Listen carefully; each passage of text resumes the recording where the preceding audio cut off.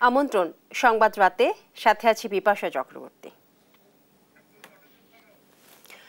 বিচার স্বাধীনতা এবং দক্ষতা হলো সমাজের মূল ভিত্তি এবং জুলাই গণ অভ্যুত্থান আমাদেরকে এই ভিত্তিগুলো মজবুত করার সুযোগ করে দিয়েছে বলে মন্তব্য করেছেন অন্তর্বর্তী সরকারের প্রধান উপদেষ্টা ডক্টর মোহাম্মদ ইউনূস। রোববার রাজধানীর হোটেল ইন্টারকন্টিনেন্টালে সুপ্রিম কোর্টের আয়োজনে বিচারিক স্বাধীনতা এবং দক্ষতা শীর্ষক জাতীয় সেমিনারে প্রধান অতিথি হিসেবে উপস্থিত হয়ে এমন মন্তব্য করেন তিনি। সেমিনারে সভাপতিত্ব করেন প্রধান বিচারপতি ডক্টর সৈয়দ রেফাত আহমেদ। এ সময় তিনি আরও বলেন, যুব সমাজ যে নতুন সমাজের স্বপ্ন দেখে জুলাইয়ে প্রাণ দিয়েছে, সেই নতুন সমাজ গড়া এখন দায়িত্ব।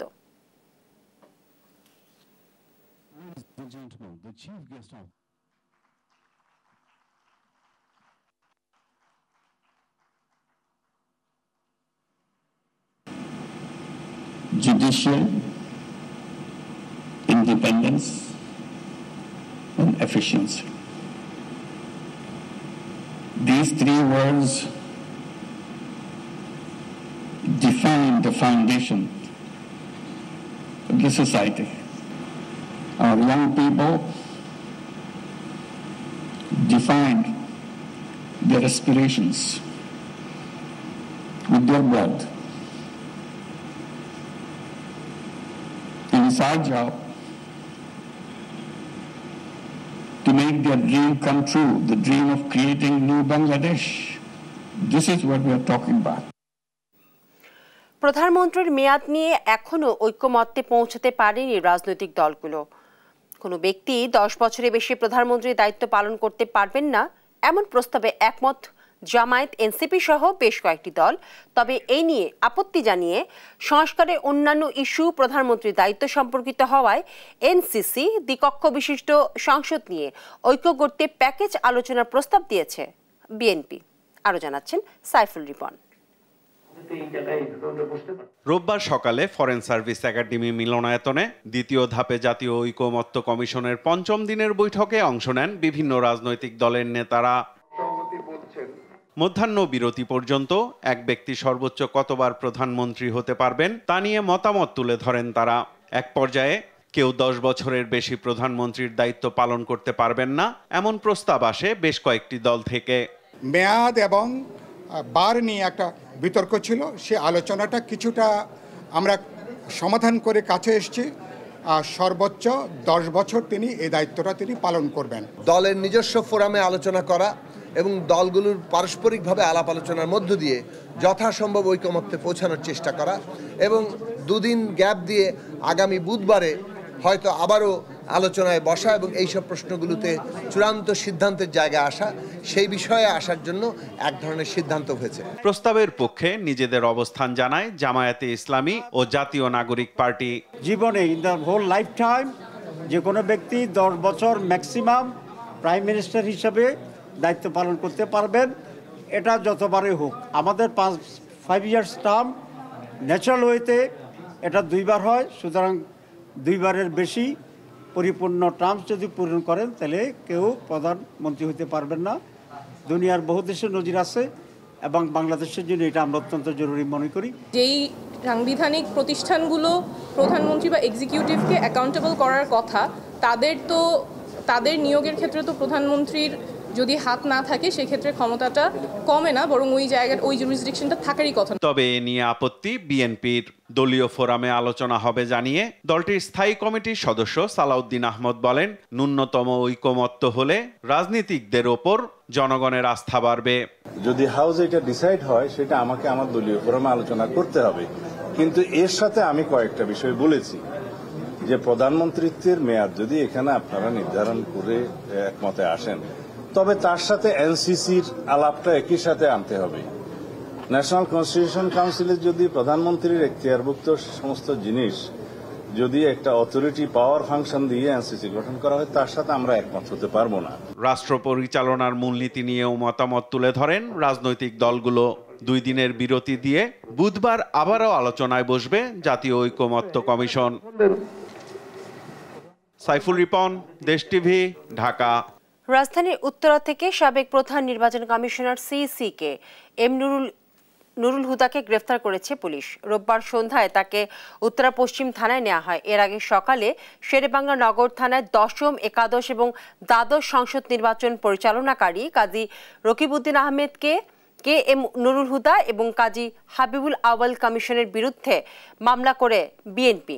দলের জাতীয় নির্বাহী কমিটির সদস্য সালাউদ্দিন আহমেদ মামলাটি করেছেন। মামলায় এতে সাবেক এবং 3 প্রধান নির্বাচন কমিশনার সহ 24 জনকে আসামি করা হয়। পরে সন্ধ্যায় তাকে পুলিশ হেফাজতে নেওয়া হয়।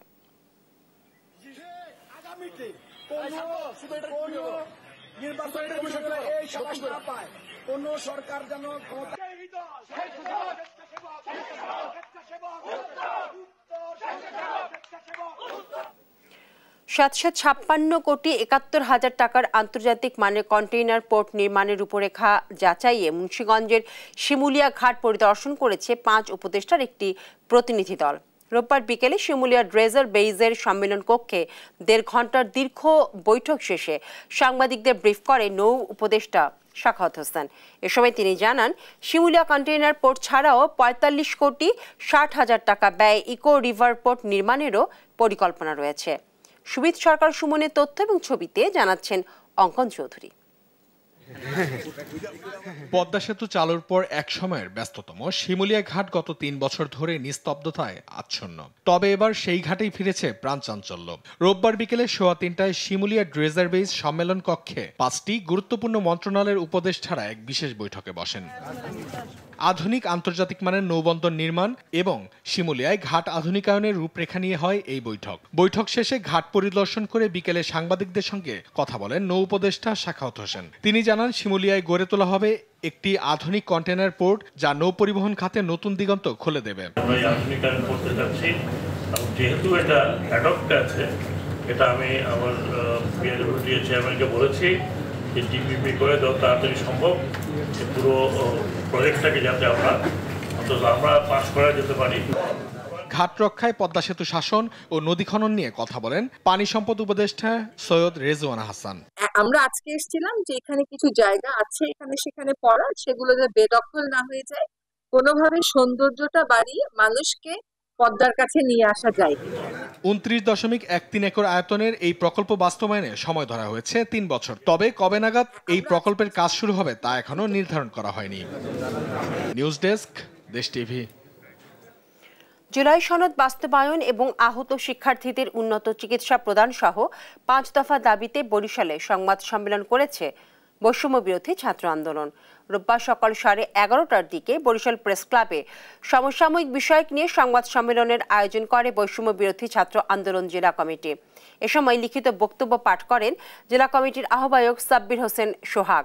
তিনি বলেন, গণ অভ্যুত্থানে 10 মাস পেরিয়ে গেলেও এখন পর্যন্ত জুলাই ঘোষণাপত্র দিতে পারেনি সরকার। আগামী 7 কার্যদিবসের মধ্যে জুলাই ঘোষণাপত্র প্রকাশের দাবি জানান তিনি। বড় দুঃখের সাথেই জানাতে হচ্ছে যে আমরা 10 মাস পার হলেও আমাদের ঘোষণাপত্র এখন পর্যন্ত পাইনি। আমরা দেখছি আমাদের আহত যোদ্ধারা এখন পর্যন্ত হসপিটালে কাতরাচ্ছে, তারা সুচিকিৎসা পাচ্ছে না। আগামী 7 কর্মদিবসের মধ্যে আমাদের জুলাইয়ের ঘোষণাপত্র দিতে হবে। সরকার এবং রাজনৈতিক দলগুলো এই জুলাইয়ের ঘোষণাপত্র নিয়ে তালবাহানা শুরু করেছে।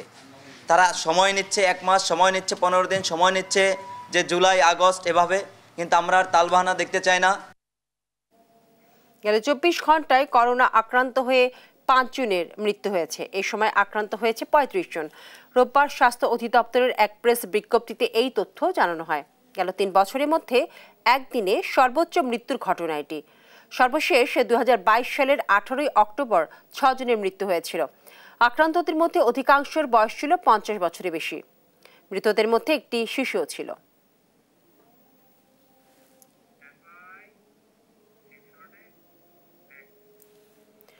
এইচএসসি পরীক্ষার সময়সূচি পরিবর্তনের দাবিতে চট্টগ্রামে বিক্ষোভ করেছেন পরীক্ষার্থীরা। রোববার বিকেলে চট্টগ্রাম শিক্ষা বোর্ডের সামনে বিক্ষোভ শুরু করে তারা। শিক্ষার্থীদের অভিযোগ, পর্যাপ্ত প্রস্তুতির সুযোগ না দিয়ে পরীক্ষা নেওয়ার সিদ্ধান্ত তাদের উপর মানসিক চাপ সৃষ্টি করছে। এ সময় শিক্ষার্থীরা প্ল্যাকার্ড হাতে নানান স্লোগান দেন। তবে পরীক্ষা পেছানো হবে কিনা সেই বিষয়ে এখনো কোনো আনুষ্ঠানিক সিদ্ধান্ত নেওয়া হয়নি বলে জানায় বোর্ড কর্তৃপক্ষ।